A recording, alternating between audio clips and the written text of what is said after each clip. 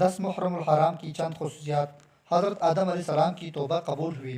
حضرت ادریس علیہ السلام کو درجات عالیہ نصیب ہوئے۔ حضرت نوح علیہ السلام کی کشتی جودی پہاڑ پر اتری۔ حضرت ابراہیم علیہ السلام کو خلیل کا منصب عطا ہوا۔ حضرت یوسف علیہ السلام کو جیل سے رہائی نصیب ہوئی۔ حضرت یعقوب علیہ السلام کی بینائی لٹائی گئی۔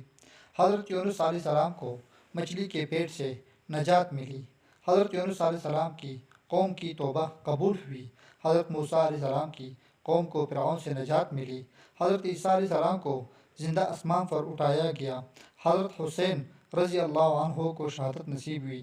زمانہ جاہلیت میں اہل مکہ خانہ کعبہ پر غلاف چڑھایا کرتے تھے، اسی تاریخ کو قیامت قائم ہو گئی۔